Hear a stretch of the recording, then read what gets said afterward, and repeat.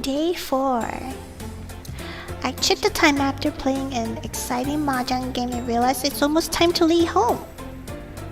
I'm to meet Siri outside the Raven hideout at the time we agreed upon that Somu yesterday. Oh!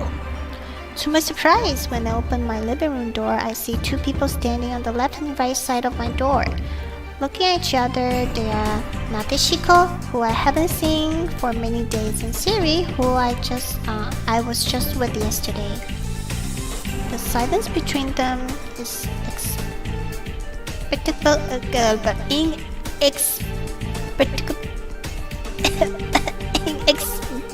oh my god, I can't even pronounce that word. Inexplicably makes it seem much colder outside the door than inside. It also makes me feel guilty for some reason, even though I haven't done anything. Since it looks like neither of them intend to speak first, I force myself to break the deadlock. Are you both outside? Wow. Why are you both outside my door?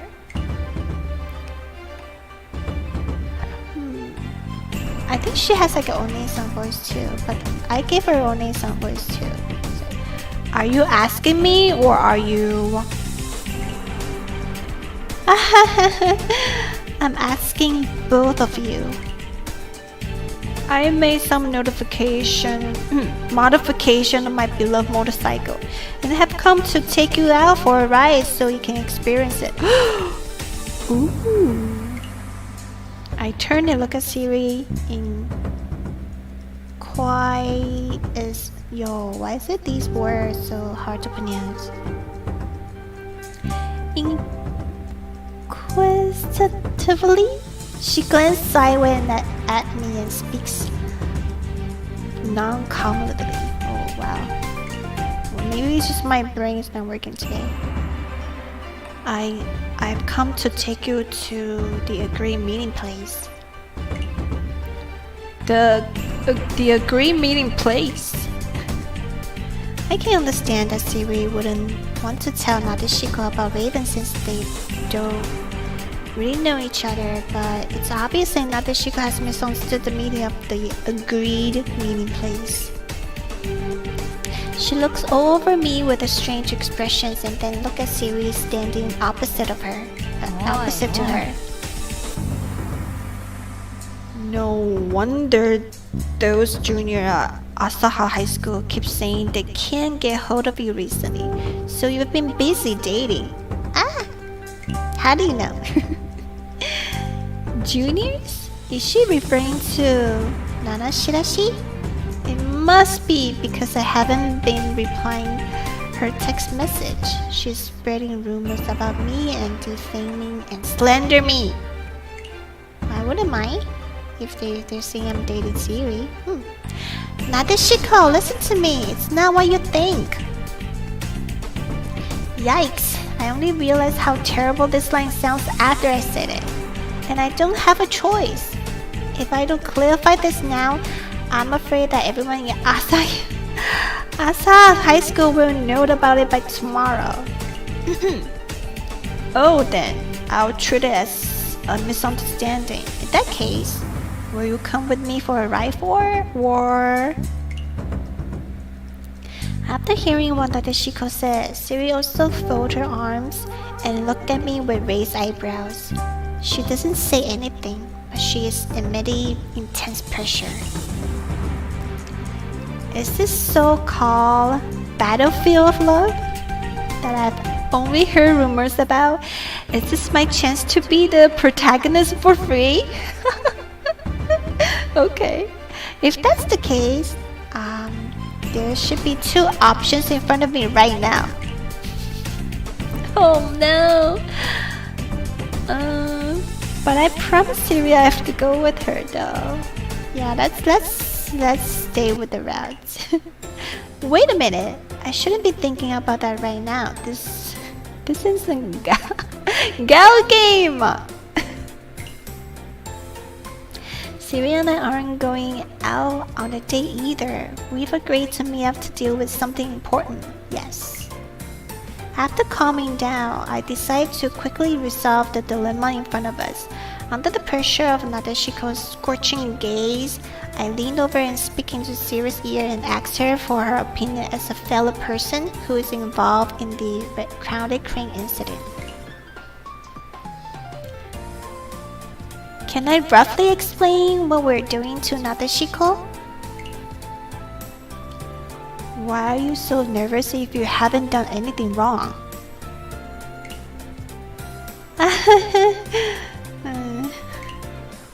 I get it.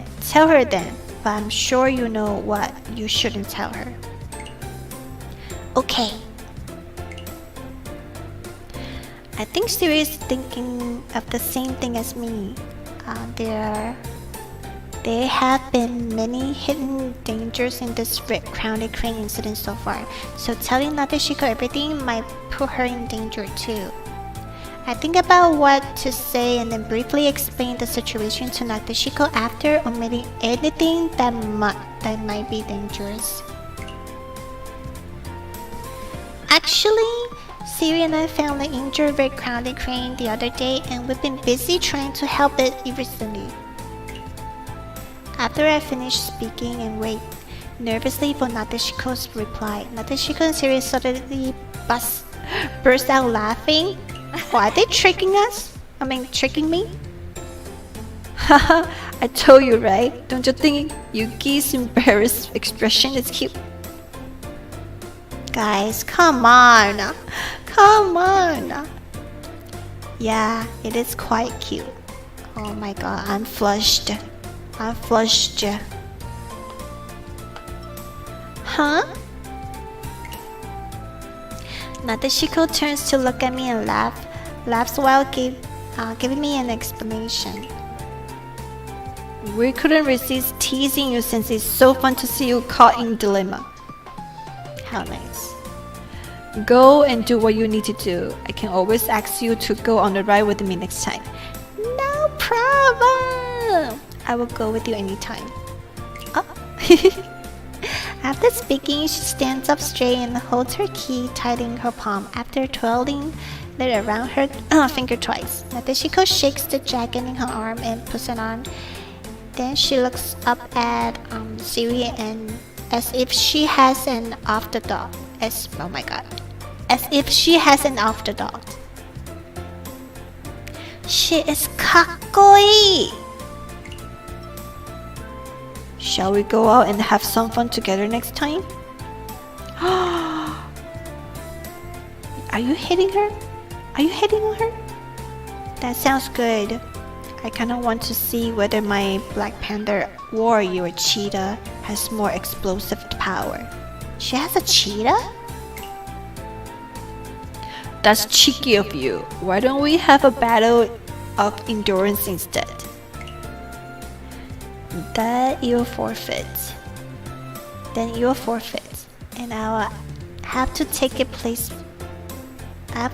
place instead. Ha ha ha. Then let's talk about this later when I get to meet Mojito for real. Oh, she knows Mojito. Sure. Though I don't really understand their conversation, when I look behind Siri, I feel sorry for Mojito, who is being forced to participate in a race when it isn't even here. Aww. It's okay. After Nadeshiko leaves, Siri and I make our way to the Raven hideout hastily. On our way there, I recall their conversation and asked Siri a question curiously. What were you and Nadeshiko talking about earlier? Siri looked at me and smiled as she speaks. Take a guess. Don't tell me you two are going over the skeleton in my closet. Take another guess. This game is so hard. As I get ready to regroup and try to pray more information for her. A serious expression appears on Siri's face suddenly. I start to feel nervous immediately and quickly think about whether I did anything in front of Natashiko that would make Siri furious. Suddenly, Siri pulls me behind her. After I turn around, I realize that a person in a clown costume is standing where I was just standing. No. He appears so quietly, and I have no idea when he arrived or how long he has been there. Since Siri's expression changed suddenly just now, I guess that this person must have arrived at that time, and Siri's displeasure should be directed at this clown. I feel so relieved that she isn't angry about something in my past that I don't even know about. The clown standing opposite us is wearing extremely exaggerated makeup, and the expression on his face is a smiling face with tears in his eyes. After bowing deeply to us, he hands over an envelope. Instead of taking the envelope, Siri stares at the clown silently. When the clown sees this, he makes a terrified expression and rubs the toes of his inward feet together while looking at me uneasily from time to time. Although I know he's acting, the conscious habit I have developed after taking action with Siri these days makes me reflexively reach out and take the envelope. The moment I take the envelope, the clown bursts into laughter and runs away, which makes me feel like he had given me a bomb, not an envelope. Got that feeling too. As I have a deep trust in the peace and tranquility of Wonhan City, I opened the envelope. Luckily, there's only a card inside. I took it out and inspected. And all I can see is a clown's head on the back of the card and a line of words on the front side. Come to see me in the park if you want to know more about the organization that is behind the wildlife trafficking. Oh. The name of the sender at the bottom is June. Jew? Who is this Jew? Siri takes the card from my hand and looks over several times before signing. Do you still remember the clown mask you saw when you helped out at Seoul in the past? Yeah, I remembered it. Ju is the owner of the mask. The clown that delivered the envelope should be one of his current companions. Is that the traitor you mentioned in the past? Okay. If that's him, then could he have sent us this card because he knows what we are doing and wants to ruin our plans? That shouldn't be the case. I think he really does know something. After all, I heard that he has managed to become connected with a certain government official. Ooh. Do you think that he will tell us the truth? He probably will. I don't actually have any personal grudge against him, but we just couldn't agree on what to do about Seoul's crisis. Although that's what she says. Siri reached out for the whip on her waist subconsciously when she mentioned his name. When she noticed the look in my eyes, Siri snorted and gave me a further explanation with an unpleasant tone. Although I don't have any personal grudge against him, he took most of the young members of Seoul with him when he left, which is the direct reason for Seoul's current lack of manpower. Oh, since you often come to watch our performances, you should know that Seoul's logistical support is provided by a group of elderly people and children. No matter what, this reason alone is enough for me to never forgive him. Serious words reminds me of the physical condition of the elderly people in Seoul who kept getting sick or injured. And that some of the job they are doing shouldn't be done by people their age. Someone should whip this June a couple of times. But I also start hesitating when I look at the card in Siri's hand. According to what Siri said, it's very likely that June's information is true. Well, why don't we have a chat with June? I refuse. Siri rejects my proposal straightforwardly and decisively, which doesn't surprise me at all. If I were in her shoes, it would also be difficult for me to bow down to a colleague who betrayed me in the past to get some information. Actually, what I've been thinking about is that although Sumo said he would give us an answer today, he didn't specify what answer he would give us. There's no guarantee that we'll be able to find the little red-crowned crane. On the other hand, Ju claims that he has this information. I think it is a good opportunity that we have nothing to lose either. Seeing that Siri is wavering, I decide to strike the iron while it's hot and give her another push. Besides, we still need to save the injured red-crowned crane and its 2 missing children. Since the opportunity to save them is in front of us, we shouldn't give up on it. After thinking for a long time, Siri is eventually convinced by me. She looks at me helplessly, and I can see traces of compromise in her usual determined eyes. Fine then, let's go talk to Ju. For some reason, I feel like I've committed moral blackmail when I see you agreeing to my suggestion. No, I think you're right. What I'm struggling with is my pride. Whereas that you are focusing on 3 living creatures. After everything we've been through in the last few days, I realized that you're always able to notice many problems that I can't. Yuki, thank you. Her sincerely makes me feel a little embarrassed.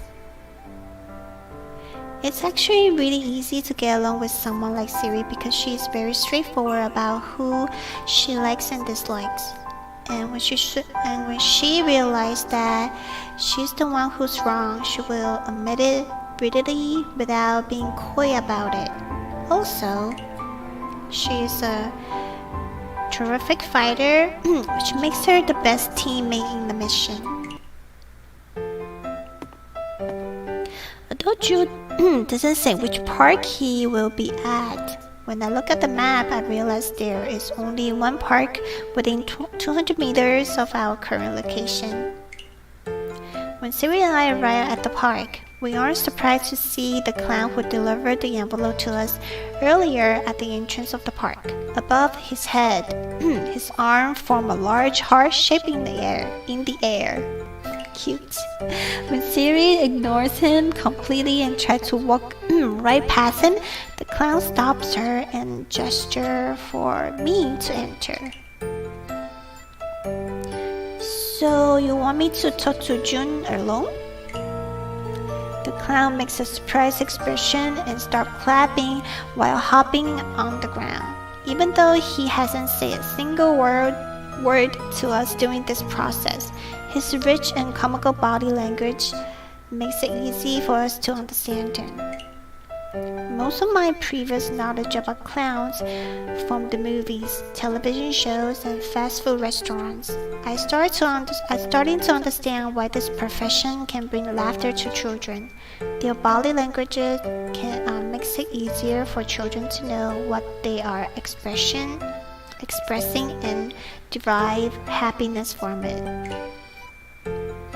After having a discussion with Siri, I asked her to wait at the entrance while I entered the park alone. The park is really small. After walking to the gravel path for a few minutes, a large lawn appears in front of me. And standing on the grass is a man wearing a red striped suit, a top hat of the same color, and clown makeup. At this moment, he is leaning back vigorously like he was playing tug-of-war with an invisible opponent. And a group of children have gathered around him. Drawn in by his performance, the children keep shouting out and cheering for him like they are really watching an exciting tug-of-war contest. Suddenly, the invisible rope seems to snap, and the clown falls backward onto the ground from the interior. After looking stunned for a moment, he suddenly makes a crying expression, and the children step forward to comfort him. After being comforted by the children, the clown pushes the two corners of his mouth upward with his index fingers and bends his eyes at the same time, instantly transforming his crying face into a smile. I'm guessing that this person is Jew. Judging for his performance, he seems to be very skilled at making people happy. It's no wonder that he was such a popular performer of soul at that time. He also sees me at this time. He stands and motions for the children to calm down with his hands. Then he takes off his top hat and rummages inside it seriously for a long time. Suddenly his expression changes as he pulls his fist out of the top hat like he has found some treasure. Oh, that's him. The children curiously step forward and try to pry open his fingers, but none of them succeed as they are too young and weak. The clown shakes his head at them before walking up to me. Then he extends his clenched fist towards me. I instantly understand his intentions and open his fingers one by one. In his paw is a candy wrapped in cellophane that looks bright and colorful in the sun. After giving me the candy, the clown takes out lots of candies from the pocket of his clothes and distributes them to the children around us. He then waves to the children and asks them to take the candy and leave us for a while. When there's no one around us, the clown makes a gentle, manly salute and introduces himself. This weather is perfect for a chance encounter, don't you think? I'm June, a clown of Genomine. Hi, I'm Yuki, Siri's friend. No, you're wrong. Huh? You are her close friend. Siri and I have known each other for many years, and this is the first time I've seen her hanging out with a living person and not her group of animal friends. Since you know each other for so long, why won't you let her come here? I don't think you want this clean grass to be dyed red, do you? Okay. I understand what he's saying. Siri would definitely get into an argument with him, so it's more appropriate for me to pass on messages for them as an intermediary.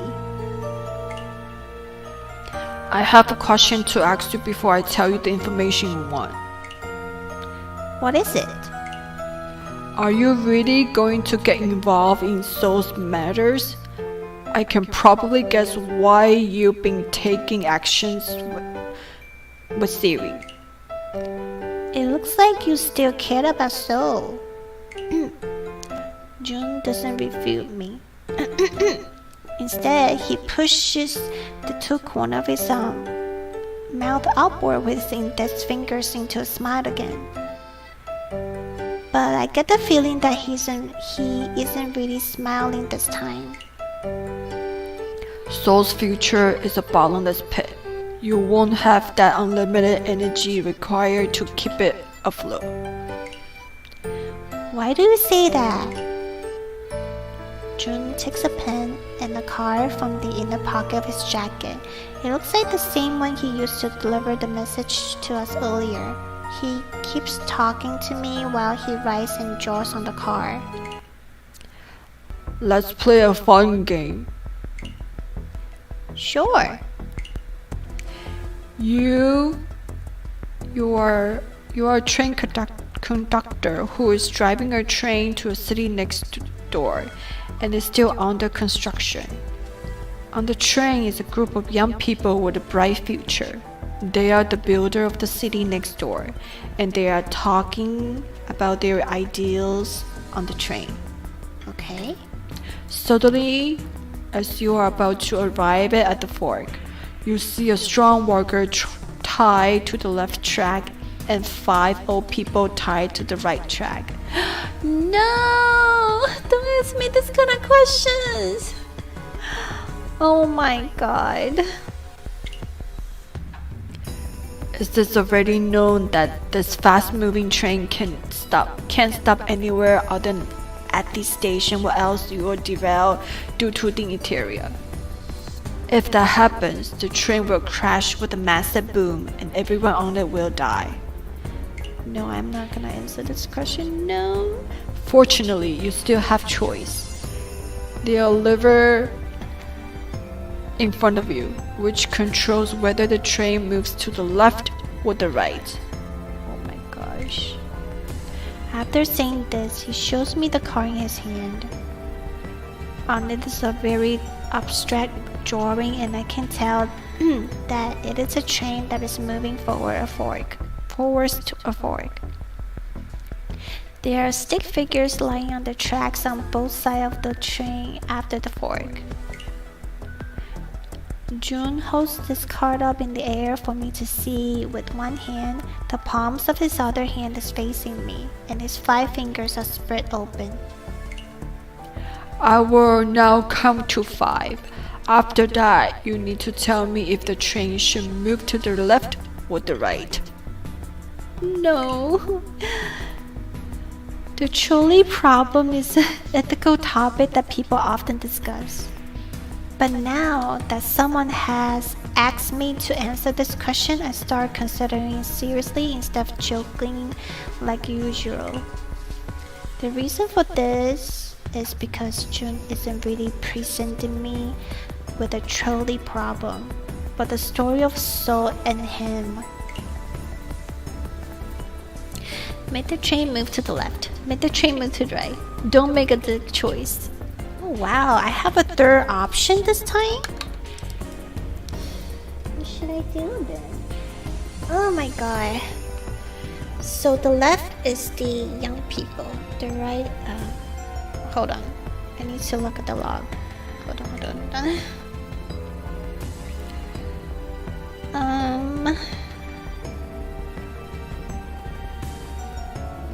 So old people are tied to the right. Young people are tied to the left. I don't want to make a choice. I can make a decision that sacrifices the 5 old people with the young worker. I don't say anything after he counts down ends. The countdown ends. It looks like you can't make a decision. Well, let's see what happened next. Oh my gosh. Am I gonna pay for the consequences? Because you're unable to choose which way to pull the lever in time, the train derailed due to the interior. You soon hear the sound of wailing, explosion, items breaking, and liquid spraying all around you. Most of the young people on the train lost their lives before they can even see the city they plan to build. Even if someone is lucky enough to survive, they no longer trust you as a train conductor because of this incident and choose to leave. At this time, remember that there are 6 people who survived because of your mercy. When you run over to untie them and set them free, you find that they aren't at all grateful to you about the train not running over them. Instead, they think the accident is caused by an error in your judgment and believe that maybe no one would have died if you did your job as the train conductor properly. See? A person who can even take care of their own train is ridiculously trying to save everyone. This is clearly unrealistic. All these signs prove that you are not meant to be a decision maker. As he says this, he moves closer to me and whispers in my ear. You made the same decision that Sarah made that year. Since he said that I made the same decision as Sarah made that year, it must mean that they faced the same problem back then. In that case, what choice do you make? Me? Haha. Of course I choose to move to the right. This way everyone has a bright future. Isn't that great? Nah. I don't think the model I don't know the model answer to this question. But I know it isn't right to choose the left or the right. We can't actively hurt others just because our own interests are threatened. No one has the right to decide the fate of the others. True. Haha. Aren't the interests of the young people on the train important? Because your hesitation, they have lost their lives, dreams, and futures. Haven't you also uneasily decided their fate? I haven't given up on them, although trying to save everyone seems unrealistic. But alone shouldn't stop us from aiming to achieve this objective. There are many things we can do before the train hits the track and derails, such as slowing down the train, trying to stop it, asking for help, or getting others to save the people on the tracks. We can always find a glimmer of opportunity. It's too cruel to give up on someone else's life without trying to do anything. Yes. Opportunity.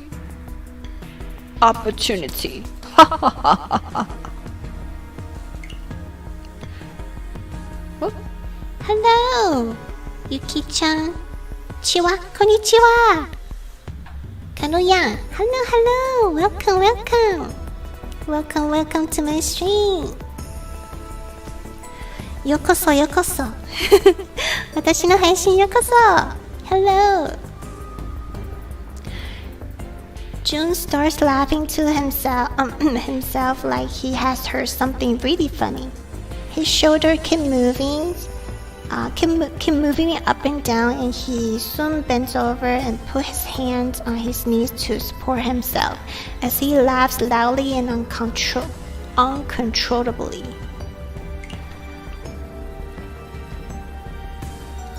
After a while, he stands and rubs his eyes with his hand before he looks at me. You're too funny. You made me laugh so hard I started crying. Well, do you think you're a soul's opportunity? I don't know, but I'm willing to try my best. Clap. He claps 3 times crisply, then pulls out another envelope from his inside pocket as an afterthought and hands it to me. Yes. It's almost as if a blue robotic cat's dimensional pocket is hidden under his plain-looking jacket. Blue robotic cat? That's Doraemon! Yeah, they're talking about Doraemon. I can't wait to see what opportunities you'll bring to Seoul then. Oh, he just disappeared? I leave the park with the envelope and I arrive at door. I see Siri leaning against a tree next to the road. and impatient is written all over her face, and her face weak, pitiful, and helpless messenger clown who looks completely delusional with life. The moment he looks up and sees me, I seem to see a glimmer of hope returning to his eyes. The clown stands and runs into the park like he is fleeing for his life.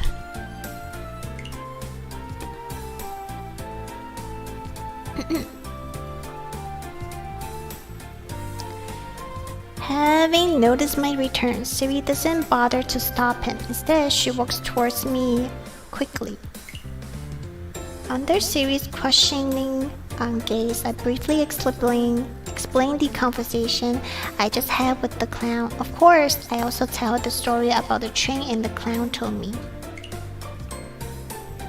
After listening to my words, Siri thinks for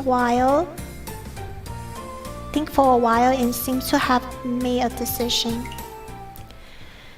Since June has told you the general situation of what happened back then, I'll tell you the whole story so you don't have any wild thoughts.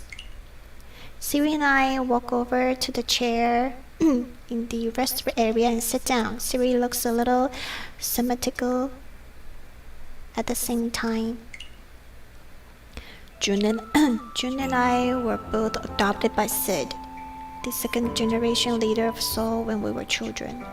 Unlike Sarah, we grew up in a rich family and joined Seoul because she loved dancing.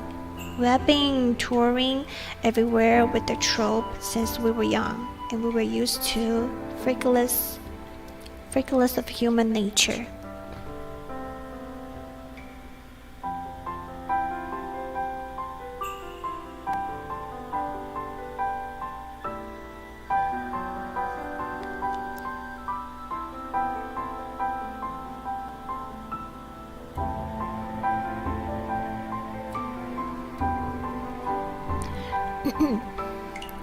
However, even though Sarah haven't been a part of Seoul for as long as us, it doesn't mean she loves Seoul any less than us. She is kind, cheerful, and approachable, and everyone in the group likes her a lot.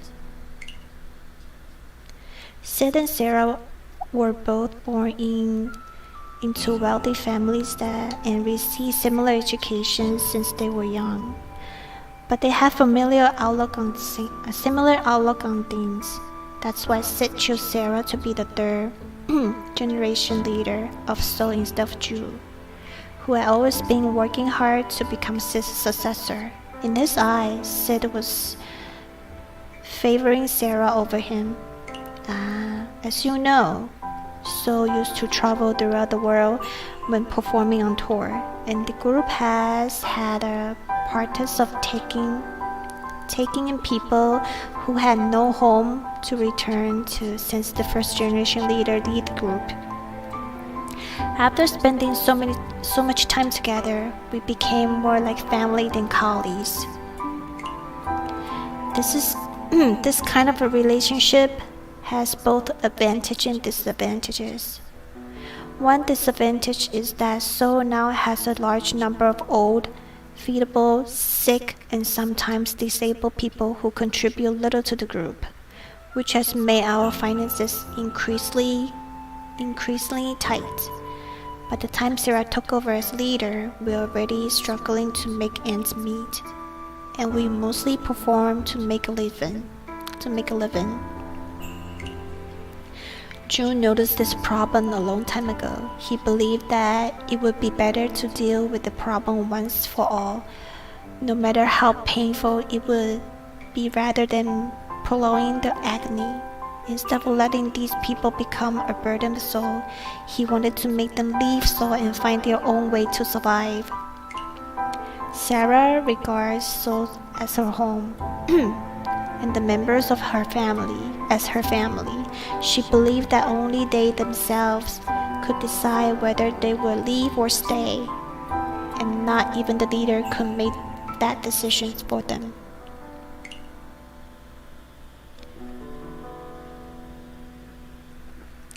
Sid decided to make Sarah the leader because he thought Ju was too radical, whereas Sarah was more accommodating to the dispositions of all the members. What about you? Me? Didn't you want to become the leader? I'm used to being a loner. The position of leader is a burden to me. What do you think about June and Sarah's disagreement?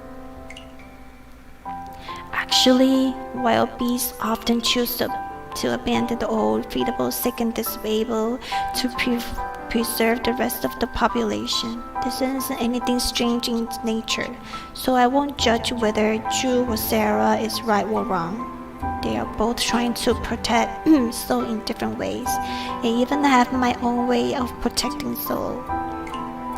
I have chosen to stay with Sarah because my institutions tells me that Sarah is able to give Soul a brighter future. Okay, that's the end of the story. Yuki, you've always been a person who has strong opinions, so I won't ask you to side with any of us. You just need to continue doing what you think is right. Yeah. Neither Siri nor I pursued this topic further. Instead, we opened the envelope Ju gave us after a moment of silence, and found a hand-drawn map inside it. Based on the feeling of familiarity I get from this soul painting, I believe Ju drew this himself. As the street name is marked, it's easy to tell that the destination is a club at the east side of the city. In fact, it's only a few streets away from the Raven hideout we visited yesterday. Siri and I exchanging glances and decide to show Somu this map. Okay. By the time we arrive at Raven hideout, it's already well past the time we agreed to meet Somu. On the way there, my quick-witted brain works fiercely to think of an explanation for our lateness. After thinking about it, I decide that the best solution is to show him the map and tell him we found a suspicious place. However, the scene in front of the hideout is not what I expected at all. There are two groups of people confronting each other on both sides of the street, and the tension is so thick that no Pastorian dare to pass through them. Oh my gosh. Fortunately, the street isn't a main road, or else each person would be fined 5,000 coppers for obstructing traffic. Okay, that's what I'm worried about? My god. Shinchukara sees us from the distance and quickly calls for us to go over to him and stand behind Somu together.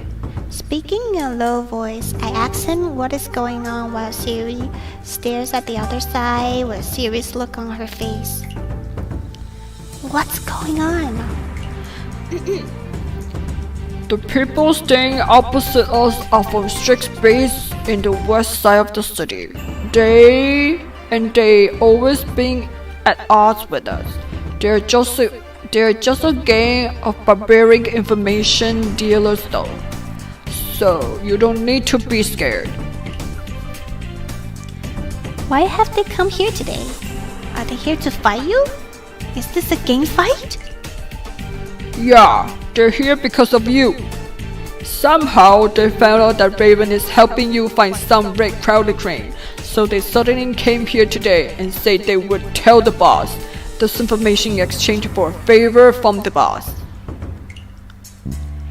Did your boss accept? Of course not. That's why we're all stuck here. Oh, so even you know that the situation is very tense. Nonsense! I'm not stupid. If this is the reason, I think for a moment, then I take the map out of my pocket and hand it to Somu. Aniki, please take a look at this. I found a suspicious location. I didn't really expect that this excuse would come in handy, so I'm smart. The young man wearing a hat at the very front of the people across the street look at me with interest and suddenly start speaking.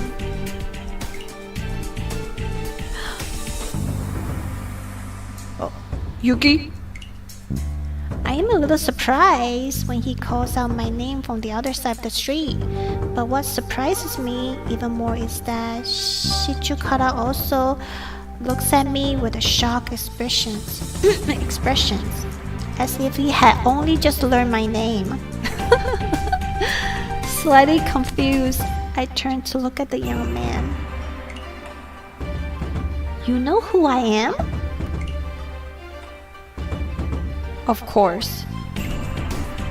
The man laughs and claps his hand to tell everyone to be quiet. After that, he speaks in a loud voice. Listen up, everyone. The person standing in front of you is the famous guardian of Mahjong Soul Shine's priests. The best friend of students. Oh my god. So many! Okay. The best friend of students of Asaha High School. A core non-staff member of Seoul, an esteemed guest of Samu Corporation, Kazuha Sayonji, only disciple and honorary customer of Ethernet, and Senpai, who is a confidant of Aozuyu Middle School and the leader of the children of Central Park. Oh my god, I didn't know my title was this long. Is that my title? Whoa, I didn't expect the prefix of my name to be so long. It makes me feel kind of embarrassed. But yes, that's me. Keep going because I love to hear it. No, I don't. No.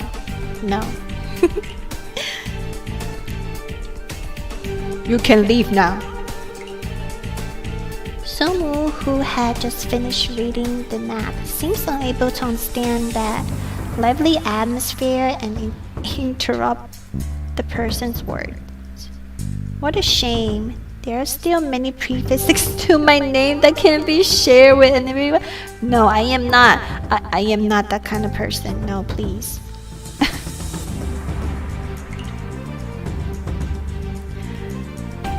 Somu raised the map in his hand on the other side. His tone is 3 parts of particular, 4 parts of disdain, 2 parts of indifference, and 1 part of smugness. In short, I can tell from his tone that he really hates that young man on the other side. You want to exchange such a common piece of information for a favor from me? Kutsuji, you seem to be regressing as you age. The other person ignores his words and looks at me instead. Oh my gosh. Since he's already said everything, I won't bother to introduce myself.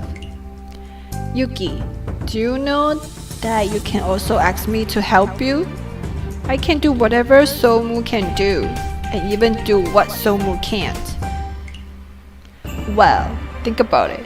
Do you want me to help you take care of everything else? What? After he speaks, I can feel everyone's eyes on me, especially the eyes of Somu, who is only 30 centimeters away from me. His fierce gaze and tight muscles on his forearm tells me one thing. That is, he will tear me in half if I dare to nod.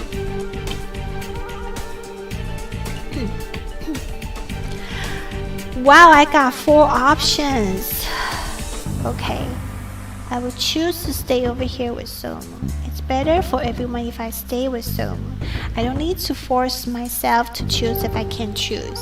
Sometimes we pretend to have options just to reassure ourselves that we actually have choices.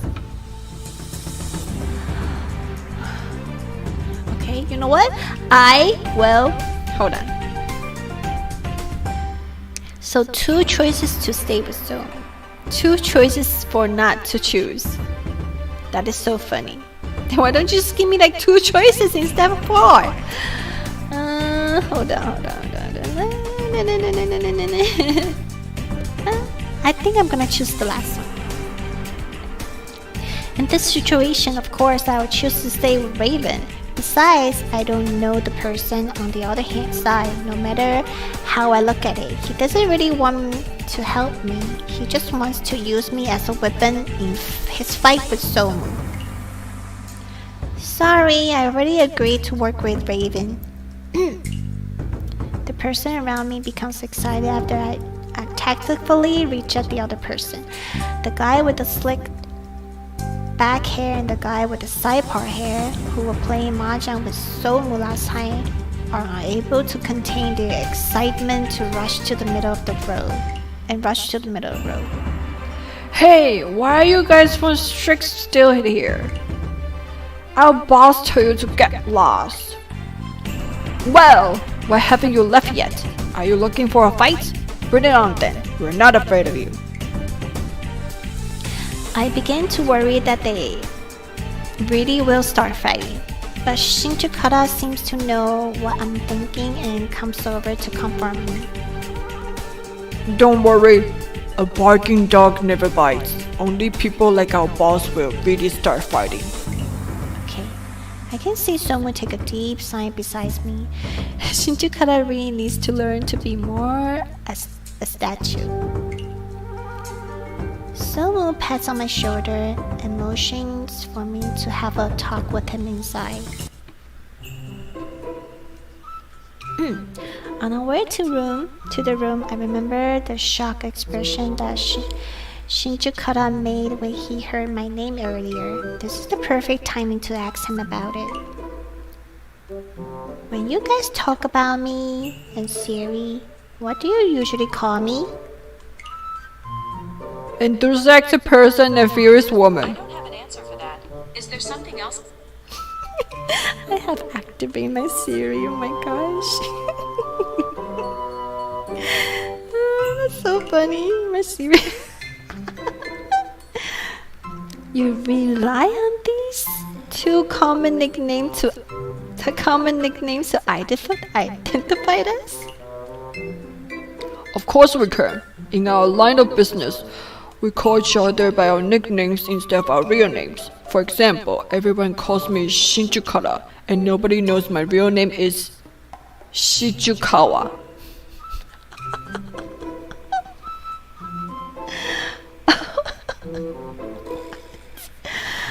Oh my god. Oh well, I know your real name now, Shinjukawa.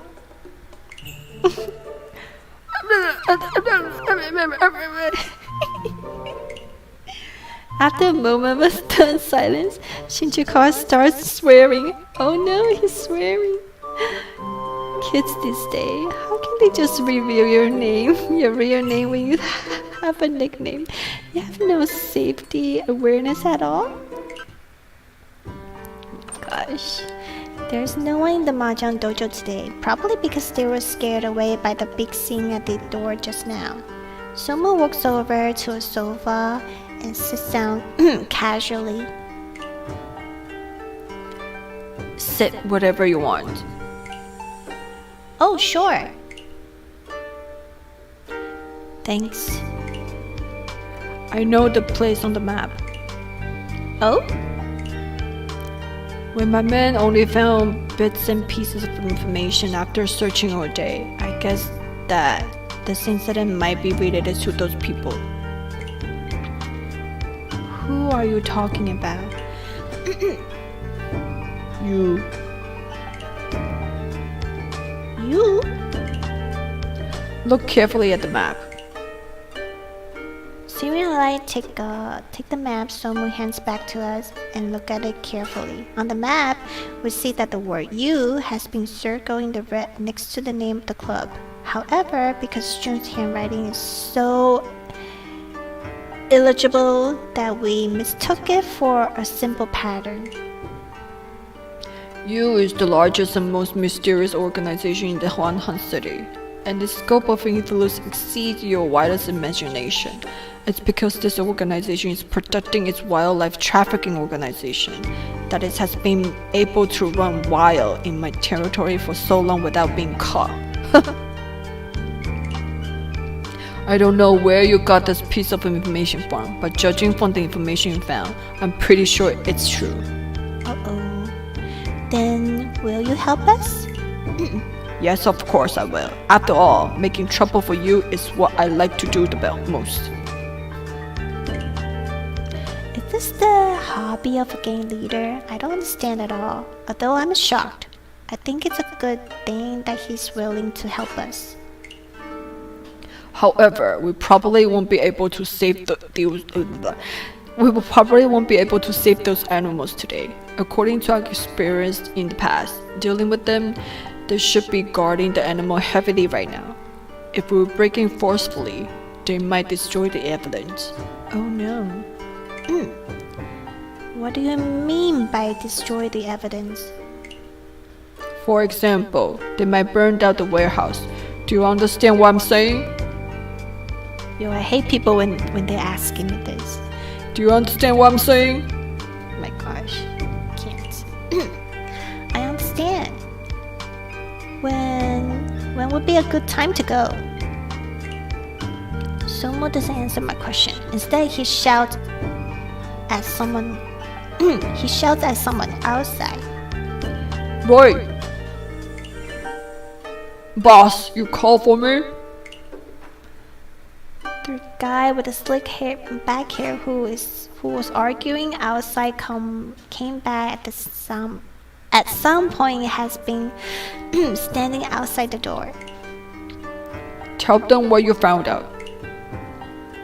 Yes, our brother learned that a warehouse in the east side of the city was very noisy last night. When they went there, they saw that it was extremely tightly guarded. When this happens, it usually means something fishy is going on, so they stacked out the place for a while. After that, we learned that they changed shifts at 8 in the morning. This is also when things get more chaotic and their defense become weaker. The warehouse they found is behind the club on the map. Tomorrow morning, I will send some men to go there with you.